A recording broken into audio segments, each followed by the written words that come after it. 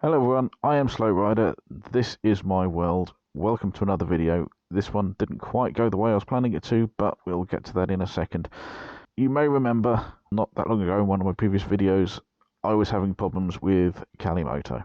It wasn't following the GPS signal properly, which meant navigation was being particularly difficult. It wasn't giving me any voice prompts because it couldn't seem to detect where I was.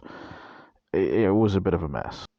I've looked to see if I've got the latest version of the app, and I have. I've got the latest version that I can get for Android on my phone, and I've uninstalled and reinstalled the app as well, and it's just made no difference at all, which is annoying to say the least. However, it has given me the opportunity to go and look at a couple of other apps that might be useful, either just for the navigation or for future route planning, etc. And the ride that you're looking at now was my attempt at using two such apps. I split the ride into two. It was a good 4 or 5 hours out on the road, so I thought 2 to 2.5 hours on each app would be reasonable for a test. And these are basically my first thoughts on the ride. You may see occasionally me gesturing on the video. That's because I was trying to do this as I was riding, but it didn't come out very coherent, which is a me problem, but never mind. So you've got a voiceover instead. This first app is called Rever. It's an American app which I think came about in 2015, so it almost predates the internet, to be honest, doesn't it? But yeah, it's interesting to say the least. There are two versions of the app. Well, technically three, but for the purposes of UK users, there are two because you don't shop in America for American goods. So I doubt the third version is going to be any good for you. But there's a free version and there's a paid-for version. And as with Calimoto, the paid-for version has more features than the free version. And in this particular case, I actually think there is some benefit to having the paid-for version if there weren't other apps around. I'll explain that as I go through, I think. So when you start up the app, you'll be asked if you want to go for the paid-for version. This seems to happen every time I start up the app, so I presume it's just a prompt for you to spend money with them. It's only one screen; it's not a big issue, and you'll be brought up with this initial page, which is the basic tracking screen for the app. Now, before you go setting any routes, before you go doing anything else, there's a couple of settings you need to set really. In order to go there, you need to click down on Profile, and then into the cog at the top left-hand corner, which will bring to the screen. And the settings you need are at the top. The units of measurement, which for the UK you'll need to change to miles, because for some reason it's set to kilometres. I don't know, I presume it's because we're a European country. They think we do kilometres instead of miles. The second one there, disable screen lock. Now, I discovered this the hard way, frankly, because no other navigation app allows the screen to lock whilst you're navigating. This app does, so you need to come into the settings and make sure that disable screen lock is on so that it doesn't go to screen lock. One of the latest settings here is privacy zones. They're quite useful, I think. Basically, you can set up a circular zone around a particular place where when you've finished your ride and you want to share it with the internet, it will prevent the route showing up any routes in that particular zone. They are circular zones, so they're a little bit cumbersome, I guess, but you can change the size of that zone to a certain degree, so they are quite useful if you want to share the routes on the internet with other people. Otherwise, not a big issue particularly. Now, the first thing I'm going to talk about here is actually setting up routes, and I've actually found using the website, the desktop website, rather than the mobile website, the desktop website is slightly easier for setting up routes than this app is. If you go onto the website using a mobile phone, it'll take you to the mobile website, which will prompt you to use the app to set your journey planner. If you want to use the desktop website from your phone, go to the website as normal, then go into your browser settings and set desktop website, and it'll bring up the desktop website. It's a data saving thing that most websites do these days. Anyway, there are two basic ways on the app to start setting up a route. One is to hold your finger down on the screen somewhere, and eventually it will bring up a journey from your current location to wherever your finger was pointing. This wasn't immediately obvious to me. Something I discovered when I was trying to faff around to actually try and figure out how to set a route on the fly. The second way is to click on this black circle in the top right corner. That will bring up a screen saying create a new route. Obviously you can see the first two are pro features, including twisty routing. I haven't got the pro version, so I can't really explain them. A to B routing is pretty much what you'd expect from Google Maps or Waze or something like that. Import GPX is a pro feature for the app. The load route option will take you to your planned rides. But yes, once you've done that, it'll bring up the same screen you had a minute ago with an origin and a destination. Differences with the app and the website when setting up a route. The app will only allow you one intermediate waypoint on the free version. The website doesn't discriminate. It seems to allow you to do pretty much anything. There doesn't seem to be a limit to how many waypoints you can put on the website. Interesting point to note, unlike Calimoto, this is not region based, so you don't get if you're in the north of England, you don't get restricted to routes in the north of England. This seems to be global. I've not properly tested it yet to see if it'll do it, but I'm pretty sure it will. It doesn't seem to have any region blocks anywhere. I did mention the import GPX is a pro feature on the app. Apparently it's not on the website. Downloading to this on the website, yeah, GPX files is fine. You can't take GPX files out of this without paying for Pro, whether it's on the website or on the app. But yes, importing it, you can do it on the website, but not on the app. Not entirely sure why that is, but there you go.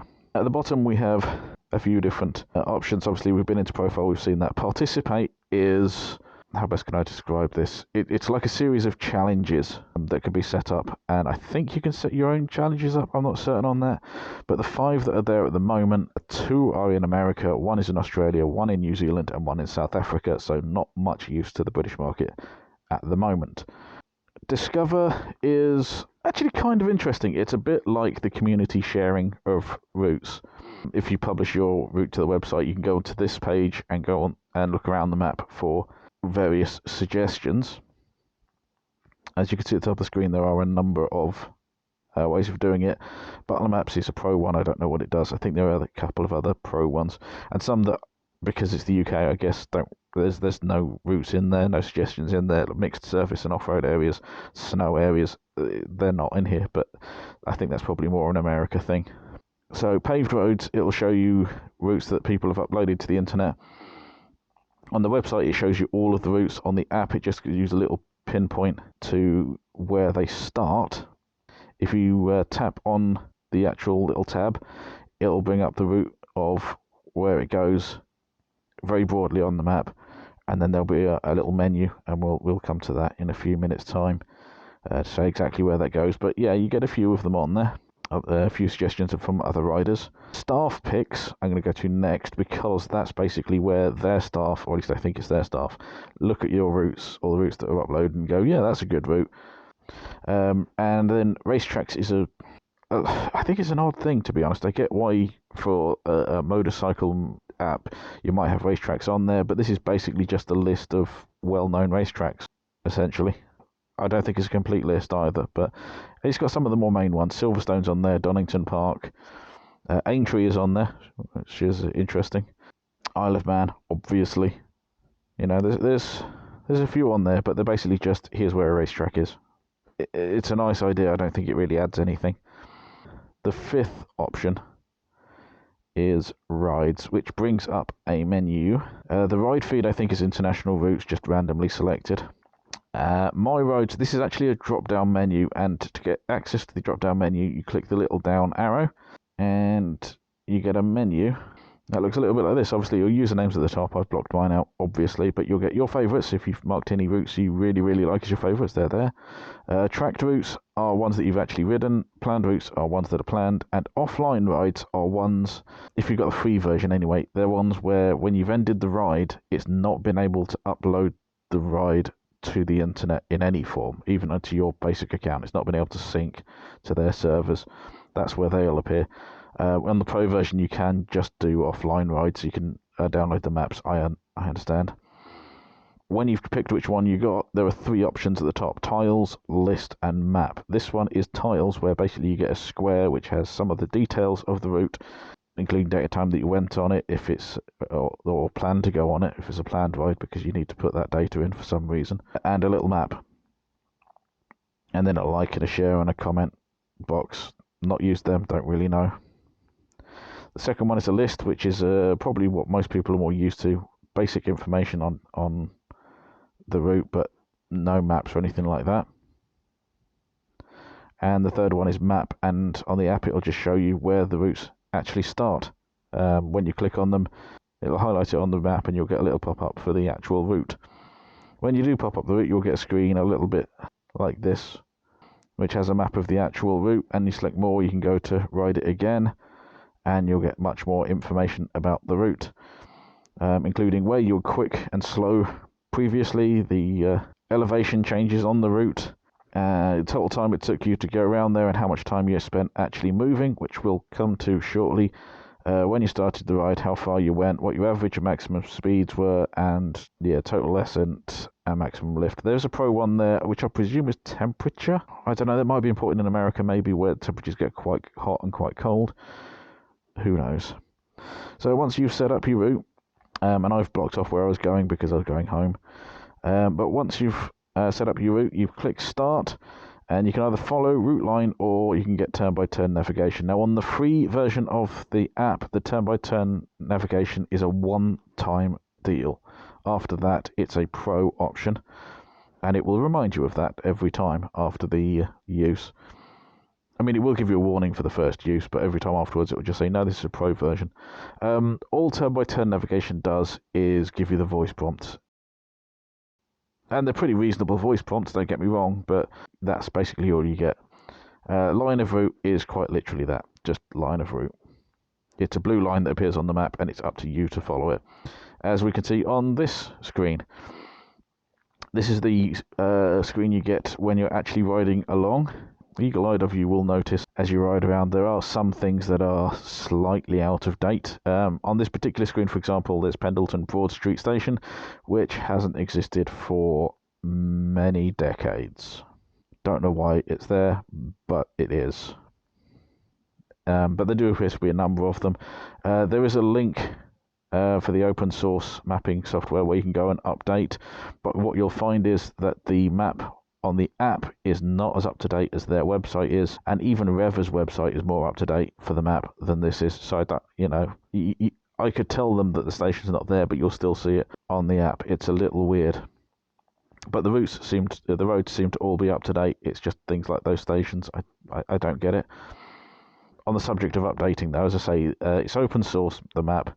It's Mapbox that do it, and there's a little eye symbol next to Mapbox on the app. It actually says update the map or add suggestions or something on the website, but there's a little icon next to Mapbox. If you click that, it'll take you to the Mapbox website, and you can suggest updates to their maps, which I kind of like, because Calimoto doesn't do that, I don't think. I've not seen the way to do it on Calimoto, but yes, Mapbox will take your suggestions. I've suggested 2 to them already, and they've accepted them and appear to have actually changed the map, which is nice.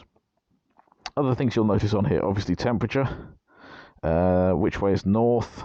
We've got map options and layers. It tells you which road you're on. It obviously gives you the speed limits. Now, these seem to be whatever the local option is. So in the UK, even though mine was set to kilometres per hour for speed at this particular point, the speed limit was in miles per hour. So that seems to be whatever the local thing is. It just knows it, and it displays that, which is a little odd, but I guess that's the difference between the Mapbox data and the GPS signal to the phone giving speed. The speed limit indication does seem to be pretty accurate in terms of where the speed limit changes. It's basically spot on. There was a couple of times where it was maybe a few meters late, but basically spot on for where it changes. There's only one occasion that I've come across where the speed limit indication was wrong, and I think that was a new speed limit, or a relatively new speed limit, from a national speed limit down to a 50 for a short distance. If it's an occasion like that where it's a new speed limit, I think you can forgive them for that not being entirely right, particularly as it's an American app and we're not in America. Obviously you get a little bar there for scale. When you're actually focused in on you, you've got 75 meters and 150 meters for the scale bar there. As briefly mentioned, then you do get an indication of your speed. This is affected by whether you set miles or kilometers in the settings. As I say, on this particular point, I hadn't even realized speed was there, so this is just showing kilometers per hour. Obviously, if you set miles as your measurement, then that distance will be in miles instead. And then time is the amount of time you've been riding, give or take a few seconds. You may have noticed on the settings page there was an option for auto pause. It's a feature I happen to like, so I haven't taken it off. But if you're stationary for 10 seconds, or it detects that you're stationary for 10 seconds or more, it will automatically pause the clock. I don't know this has any real-world benefits, but it is interesting to note that. Sadly, I don't think I actually got a screenshot of it while it was paused. Never mind. But it'll give you two options at the bottom, which will be resume or finish. You don't need to click resume. It will automatically resume when you start moving again. But finish will be when you finish the ride, basically. When you click that, you'll get a menu that looks a little bit like this. You can give your ride a name. It'll give you a map of where you've gone. You can type in what vehicle. You can say what type of vehicle you're on. So you can say adventure bike, sports bike, cruiser, dirt bike. There's even cars and such like that in the options as well. A surface type is paved, unpaved, mixed, etc. But just leave it on paved. There's a description box if you want to put something in there, and then whether you want to make it public, whether you want to mark it as a commuter ride. If you scroll down a bit, you can add photos, you can add a YouTube link. There is a trim option. Remember I mentioned privacy links earlier? The Pro version has a trim route section, so you can trim it off yourself for when you put it online. But yeah, it's a Pro version, so I haven't used it. Now at the bottom, this is one of those apps that kind of wants you to have an internet connection pretty much everywhere. But unlike Calimoto, you don't have to save it. You can just delete it, and it'll be fine with that. If you click cancel, I think you go back to the automatic pause section. I've never actually clicked it, so I don't know, but I think that's what it does. And if you click save, it will try and save it to the cloud or wherever they save it. If there's no internet signal, it will still allow you to finish the ride. It'll just tell you that it hasn't synced. And then it will go into the offline maps or offline routes that I mentioned earlier on. Like Calimoto, this doesn't know if roads are closed or if there are roadworks or what traffic is like or anything like that. So it will plan routes through closed roads. Unlike Calimoto, in the route line option, it's not going to correct. If you go off route, it's not going to recalculate. It's just going to keep the line where it was, and you have to find your way back to it. This is kind of good and bad in that if you've planned out a route specifically for particular roads, you don't have to worry about the app recalculating a route down different roads. Also, you're free to follow the diversion signs and not worry about where the app is going to take you or what it's going to try and do, because the diversion signs should take you back to some point on the blue line if the road is closed. Obviously for traffic, you're just going to have to do the best you can. Some people will think that having the route recalculate is a good thing, and in a way, yes, it is, if you're just going point to point, or if you're not too worried about which road you go down. But if you start taking diversion around a closed road, the apps that do recalculate tend to want you to turn around and go back to the closed road for a period of time, and that's going to depend on where the shortest route is to get back to the waypoint. So there's reasons I like this better if I have planned particular routes, but equally if I don't know the area very well, then trying to find my way around a diversion could be a little bit daunting. Pros and cons, I think, swings and roundabouts, all those other phrases. And I think that basically takes us through what I know about this app. I think if you had Calimoto working properly, you wouldn't look at this, because if you were going point-to-point direct, you'd use Waze, because it has live traffic updates. And if you were going for a particular twisty route and you had Calimoto working, you would just use that. I guess the only place where this really beats Calimoto is if you're not staying within the geographic region that Calimoto assigns to you. And with the website for this actually taking GPX files, to actually import them to your account, you could plan the route on the Calimoto website where there's no region restrictions, save it as a GPX file, and then import it to this and use this to follow the route. I don't see any reason why you would have a problem with that, to be honest. It should be nice and simple. But you do need to do it on the website. As I say, you can't import GPX files to the app. I don't know why there are these little differences between apps and websites, but I guess sometimes it just works. Now, a lot of the options on this app are available on the website. Obviously, the direction things aren't, but any things like the discover routes, profile, and looking at your routes, looking back at your routes you've been on, or planning new routes, that can all be done on the website. You don't have to go to the app for it, which I kind of like. But the website itself does seem to be the main journey planning bit of software, I think, for this. Overall, it's not a bad app. Not a bad app at all. Let's say if I had a fully functioning Calimoto, I probably wouldn't use it that often, but with Calimoto playing up, it might actually be a good time to use it. I hope this has been of some use to you, my ramblings on this app. The next video is going to be the second half of my ride here. Again, it's going to be pretty similar because I rambled really badly, so it's going to be another voiceover thing. But it is for the Detect app, if you're interested in that app. My first thoughts on that I'll put in that particular video next week, next Sunday. Until then, thank you very much for watching. Be good humans.